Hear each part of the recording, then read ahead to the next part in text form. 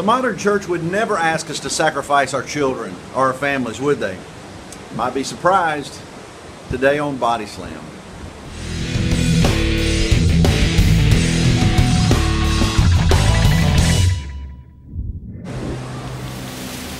In my church life, I always wanted to be exactly what the church needed me to be. I wanted to be everywhere. I wanted to be there every time the doors were open. I wanted to minister to those children and those kids the best way that I could, and to always be the one at the hospital to visit and always do every single thing they asked me to do.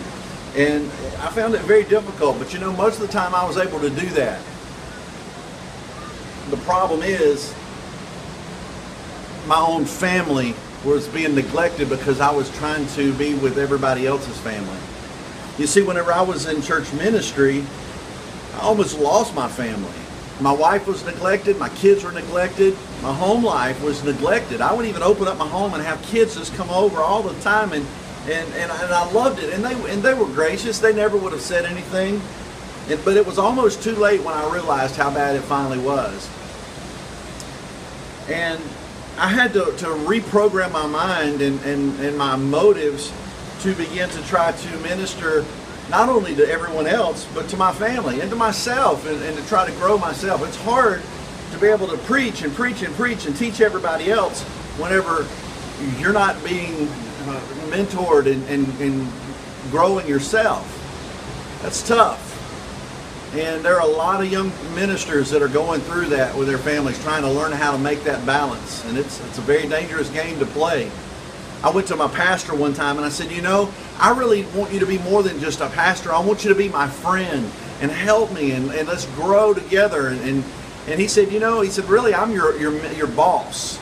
He said, it's hard for me to be your friend because I need to be your boss. So I don't feel like I had a pastor.